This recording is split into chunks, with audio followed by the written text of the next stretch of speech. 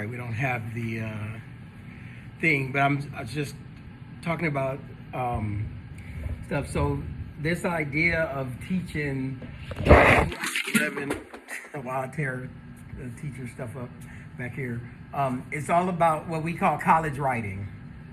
Now, of course, that doesn't mean that you go to college, but once you get into like professional world and I don't know, start sending emails, maybe start communicating online with people who are in, I won't say important places, but people who get your email or get your letters or see your posts and stuff, we're always judging each other, right? We're always looking at, what a person is saying, how clear it is, if it makes sense or not. So that's the important thing in English 11. The important thing is like being able to express yourself, being able to communicate clearly, being able to be succinct enough where you are saying something where the person reading your writing can understand what they're saying. And that's important, and especially for you guys where you could be rich just by doing stuff on social media, having TikToks, going live on Instagram, right? Y'all have the opportunity to become millionaires doing those things. And, a lot of times it's because stupid stuff, we like looking at stupid stuff, funny stuff, ignorant things, right? But there still has to be some level of like business to it. If I'm going to be sitting in the room with advertisers and trying to sell my TikTok to them, why they should let me advertise their product for $100,000, they don't want you to come in and be stupid. They don't want you to come in and sound ignorant. That's what you do on TikTok. But when it's time to do business, you have to do business. So this idea of English 11 is about that, like doing research, understanding about things, being able to go and back up what you're saying. If you're saying that you could deliver so many millions of views or whatever, or that you're, here are your competitors and here's how you're better than them, right? It's that kind of planning. And so tomorrow we're going to talk about that, like how to plan out how you're going to communicate. So it's almost like, I don't know how much experience y'all got, but once I was 16, I had a license. Right, and my parents would let me use their car to go drive their car, and it usually would be like, okay, well, be back by 7, be back by 8. Your curfew is at 10 or whatever. Which, as a youngster, I would never make curfew, but on the way driving to my parents' house at 11 or midnight, I'd be thinking like, okay, what am I gonna say that happened? I would take more time to prepare that stuff to lie to them, pretty much, than things that could actually make stuff better for me, I don't know, as far as school or whatever the case is. So when you think about this idea of English 11, it's really about elevating your communication skills in a sense of, some of you are already seniors, but you're going to be a senior. You're going to have things that you need to do. I don't know if Taft Union does a senior project or something like that, but you're going to have to take tests, write essays, do these things that are expected of you. And so English 11 is that bridge where you get from where you are to being able to communicate, no matter what your education level or how you feel, your comfort with English or whatever, right? And so a lot of that means like you doing your own research and then also using the research of others. Because as you know, anybody could put anything online. You could say anything online. I could create a video, a TikTok. I could go on Instagram and say whatever I want to say, right? I can say that the 4th of July is fake and we shouldn't celebrate it or whatever. And who's going to tell me that I can't put that? And so today, you guys being young, you see all of this stuff, and some information is good and some is not. How do you know that you know enough to not be fooled by somebody's fake news or something false that they put online, right? And so those are the skills that we need to work on, right? And it just helps you in the future, because one day you'll be a parent, right? I'm a parent. And let's say like the menial little stupid stuff. One of my kids ate my Oreos and I'm mad and I want to know who did my Oreos. Well, guess what? I use the same skills that I used to do research in high school or college. I use that same skill to figure out which one of them made my Oreos or which one of them stole my $20 bill off the dresser or whatever it is, right? You should, especially being young, you should always be in this mode of trying to figure out things, right? Because you're young, you're trying to figure out yourself. You're learning about yourself. You're learning about the world. You're learning about the people around you. And so you got to hone those skills, and those are the skills that you learn in English 11. And then, of course, right, if English ain't your first language, right, if you're learning English, or, you know, if you didn't like to read, I used to hate to read. I call myself functionally illiterate because I could see a danger sign and I would go right past it, right? Even to this day, I have to remind myself to read words as I go through them. And I'm an English person. I like reading and writing, but sometimes we in such a rush that we don't do that. So even times where I put myself in danger, if I would just paid attention or listen to that person, or if I would have just done what that person told me. And so that's what this is. So the third week we're going to go into, or maybe late next week, we'll look at some stuff that's hard to read, Shakespeare, which I like teaching Shakespeare, but we're going to look at it through themes and try to figure it out, because it's almost another language. Even though it's in English, there's a lot of these, thous, and those that you got to translate while you're reading. And so trying to understand the theme and all of that, because it's important that you do that, because you got to be able to judge others, like your friends. Some of us, you guys will have friends from this school for the rest of your life. And then the other ones, it'll just be like associates, people that you went to school with, or you were close to them in 9th grade, but by 12th grade, y'all weren't as close anymore, because you're understanding like how to judge people. You're going through these processes that I'm teaching you, your other teachers are teaching you, that should be maturing you to some level. Right? And so what I want you to do at the end of this class, my goal is that you are a researcher. You're a person that thinks and looks at stuff. You don't just talk out the side of your neck just because you think you know something, or how you think something should be, or your experience is this, so this is how I see the world. I want you to kind of expand that knowledge, right? Start thinking about, how you get flooded with facts all day. So your parents tell you something, right? Me and my ex-wife, we're so different, right? And so our kids are always in the middle of that, because I'm the cool parent. I don't know if y'all can tell, but I'm hella cool, right? And she's the strict parent. So where she provides all this foundation and formation, right, for my daughters, it gets on their nerves. Both my daughters are daddy's girls. So, of course, they come to daddy. Daddy, can I go to this party? Shit, I don't care. Yeah, go to the party. Have fun. Take my keys, right? Drive my car, right? Go to the party, where their mom is like, no, don't ever go to parties. Parties are bad. You'll die at parties, right? And that sort of thing, right?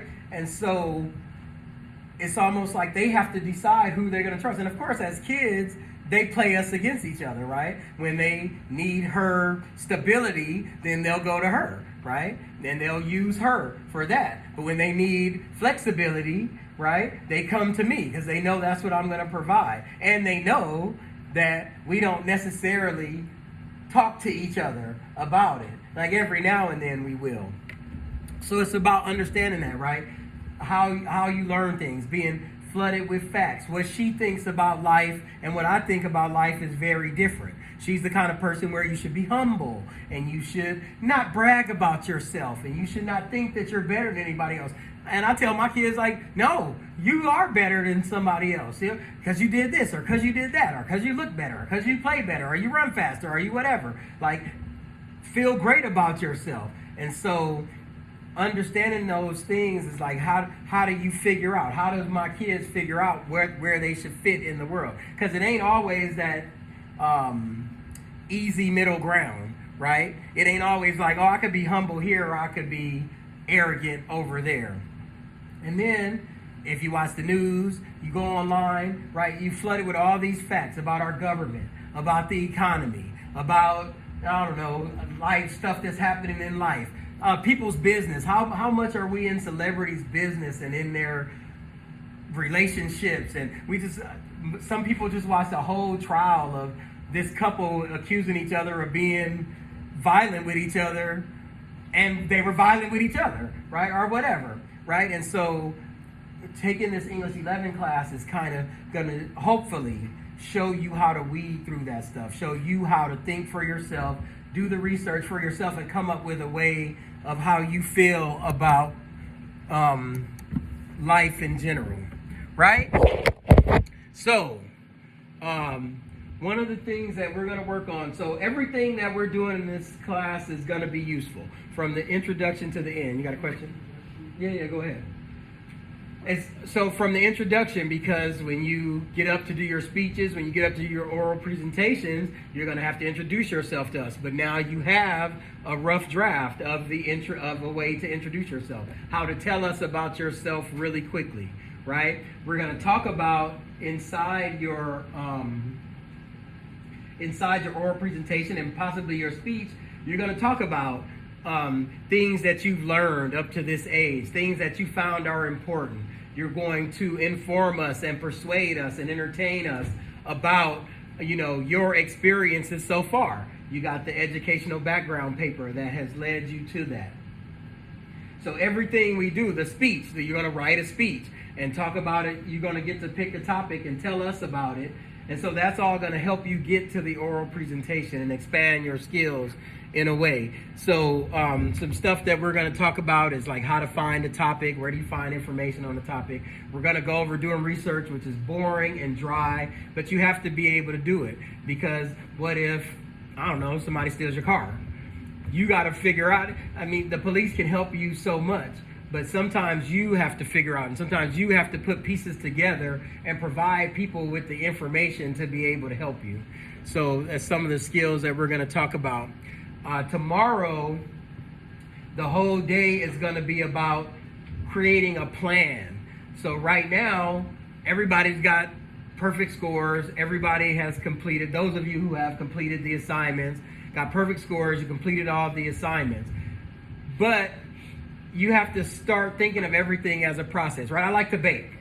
I'm a baker. You could probably tell that I like to eat, but I like to bake. So I like to bake pies. I like to make cookies. I started doing that when I was young because I had 3 older sisters. My parents would leave, and then my sisters would leave me by myself. So what I would do is I would get my great-grandmother's cookbook that she wrote, and I would just make stuff out of it. And because I'm a fat kid, I wanted to make like the sweet stuff. I wanted to make cookies and pie and cake and all of that stuff, cobblers or whatever. And so, of course, I would mess up the kitchen, burn stuff up, tear stuff up. But now I'm at the point where I like to bake. But I also realize it's a process, right? And everything is a process. Everything you do in life, from how you wake up, I know y'all don't like to talk, but what are some things that you do when you get up? Does somebody have a process that they have to do when they get up? I'm Buddhist. I converted to Buddhism in China in 2012. And so when I wake up, I listen to the Tao, right? Which is me talking for about a minute about, whatever it is, the existence of life, setting intention for myself. So that might be wealth today, or tomorrow it might be harvesting good faith, or the next day it might be staying calm under pressure, or whatever it is. But it's just me recording myself talking about whatever the thing is. And then I might meditate for 5 or 10 minutes. Or I might just lay and look at the ceiling, or whatever. But everything you do is a process. Driving a car, making a sandwich, right? And so it's about learning how to do that process in everything that you do. When a teacher tells you next year or when this school year, write an essay, you know that it's a process. It's not just about sitting down and writing. Why most of you guys hate writing is because you think that you got to just sit down and write. But there's ways, and we're going to talk about it tomorrow, there's ways to prepare yourself to write and to be and to work with a process. It's hard work, but like anything, doing that process will be satisfying. All right, so we talked about online. So let's talk about online, and that means let's talk. I want your input too. So you think about this, where we are right now in our culture, right? Where everything is online. You have people spend most of their day, our phones tell us how much of the week, how many hours per day for the week that we spent on our phones and online. When I was growing up, we didn't have a computer. Every student didn't have a computer. You were lucky if you had a computer in the classroom, and it definitely didn't do the stuff that you guys do. The school does everything they can to block you from being online, right? And you still could get by it. Within seconds, y'all already know how to get by stuff and do stuff. So your opinion, how do you think we are culturally doing with how online we are with stuff, right? Y'all just did 2 years of school from home, right? What was that like? Tell me. I don't know, because I was happy. I'm an old man, so you let me sit at home from work for 2 years. I was ecstatic. I was like watching, talk shows on TV and streaming Disney Plus, everything that they put on there. So to me, I didn't want to come back to work. So when they were like, oh, I think we're coming back to work, like, oh, that sucks, right? I have a college class that I'm going back in the fall to teach. But we've been online for 3 years, ever since the pandemic started. And I loved it. I want to teach from home. I did all those meetings, all that Zoom stuff, all that stuff. I was sitting in my bed, right? Happy. I didn't want to go back to work. I wanted the pandemic to last forever. But for you guys, it was a different experience. What was that like? Horrible. Horrible? How? Anxiety. You had anxiety. It was hard, right? Why? Too many distractions, and you're at home, which is the worst thing. I'm supposed to be working, but I really want to take a nap, like I am sitting in my bed at this meeting. Can I turn my camera off and nod off, right? Right, right. And then teachers are like, everybody's camera's on, right? They want you to turn it on. They want to watch you, and then some people are getting fussed at in the background. Parents come in and start yelling, right, to the ceiling. And oh my God, what about everybody mute your microphones, right? Because you can hear everything, people's dogs barking, right? All of that stuff, it has to be difficult. But that's an experience that you have that most people, right, won't have. Kids coming after you won't even know about that unless it happens again, right? Your kids, you'll be telling them about it. It'll be all this big important thing to you, and they'll be like, whatever, we're sick of you talking about when the world was shut down, right? That was historical. Did anybody find solace in being able to go online, go to websites, go to social media, and escape from home, but online? How many people are gamers? Just one? Oh, I was about to say, it's got to be more people than that, right? For gamers, it's probably a little bit different, right? If you were able to play the game. I mean, I know some people, like my ex-wife, would limit how much time my daughter was able to be on her PlayStation. But for me, I'm used to playing, some for 8 hours, GTA for 8 hours. I'm used to sitting there and doing Assassin's Creed for 12 hours on a Saturday. So for it to be Wednesday and I could do 6 hours of Assassin's Creed, I was happy, ecstatic, right? Or go online and fight people, Call of Duty. Come on, right? You do 20 hours of that, you forget to eat or sleep playing that. So at least we have that. So a lot of that stuff used to be top down, right? It used to come from businesses to individuals. But now, with YouTube and all of that stuff, right? I get stuck on Assassin's Creed. I can't get past the point. I can't assassinate this one person because it's too hard. I'm not stealthy enough. I just go on searching YouTube and find somebody that did it and watch them and just do what they do, right? It's amazing. But I think because you guys are growing up doing it, you don't have the same appreciation for me. Like I had Atari, right? With the Pong, with the 2 lines and the ball. Boom. Boom, boom. Oh, it's fun. I would still play it. But I will also play GTA where I could do whatever I want, right? I'm like jacking people's cars and robbing the bank or helping the firemen put fires out or whatever, right?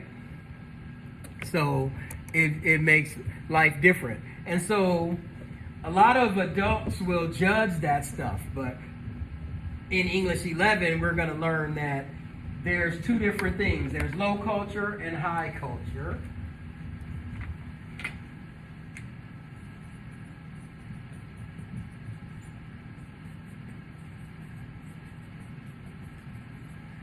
So low culture are those things we love. Low culture is like Marvel movies, right? The Marvel Cinematic Universe, right?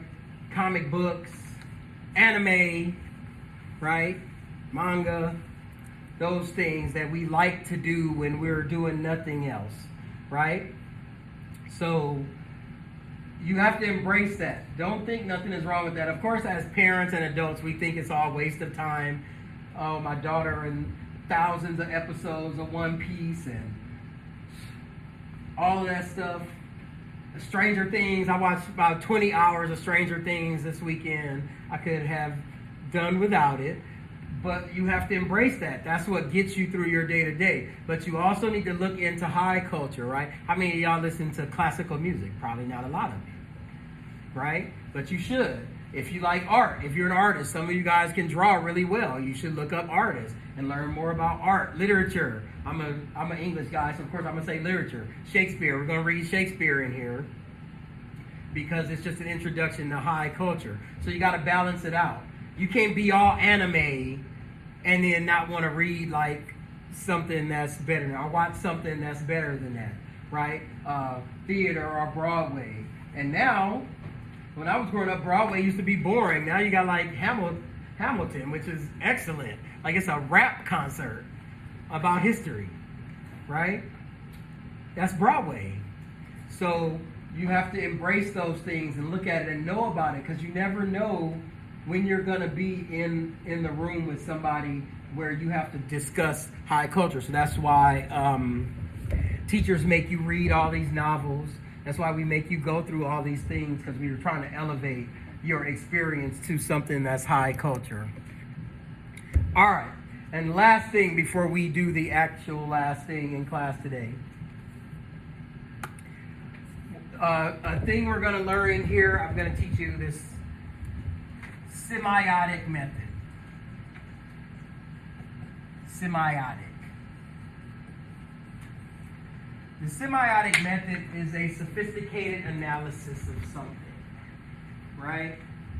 You are all teenagers. We expect you to be teenagers, and I expect you to enjoy your teenage life, because once it's over, it's over. Once you get grown, like y'all want to be grown. Y'all want to be older people, I don't know, so you can party or drive or whatever it is kids want to do. But enjoy being young, because once you're 20-something, 30, you start having kids, all the fun is gone, right? Okay, I won't say all the fun, but a lot of the fun is gone, because now you got kids, you got to pay bills. Like, enjoy not having to pay bills as long as you can. Enjoy having people in your life that that care about you, that are taking care of you, that are doing all that they feeding you. Because ain't nobody feeding me. Every day I got to figure out what I'm going to eat. You know what I got today? Like peanut butter and jelly and a Filipino mango. That's my lunch. Because ain't nobody, my mama ain't here to make my food. I wish she was. Because I would revert back to that and want to sit up under them and get taken care of. I want to pay bills. It sucks to pay bills. You pay, I don't know, $5,000 a month, and $4,000 of that, that's your car, that's your rent, it's your bills, it's your groceries, right?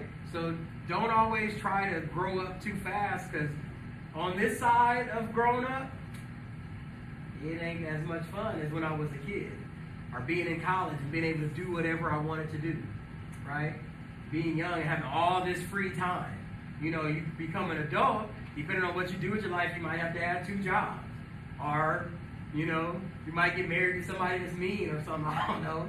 But, you know, enjoy it right now, because at some point you're going to have to be an adult. And so this idea of the semiotic method is just an analysis, and we'll go over it some more. We're going to talk about some more about it, but I wanted to introduce it to you, right? It's where you can interpret things, you find meaning in things, you find cultural significance. We talked about culture earlier, and you know, culture is more than race and ethnicity. It's all these things that you belong to. Politics, right? You might hear your parents talk about political stuff, being Democrat or Republican or conservative or liberal or all of that stuff. It's kind of figuring that stuff out now as you're learning. So we're gonna talk about that, and just not taking anything for granted when you're looking at an image. So I don't know, you like looking at handsome dudes or beautiful women on Instagram, I don't know, but you're only looking at what the picture wants you to look at, right? Semiotic method tells you to look at everything. Take nothing for granted when you look at an image or you're doing an activity. And we'll talk some more about it, especially tomorrow, because you're going to do some writing, of course.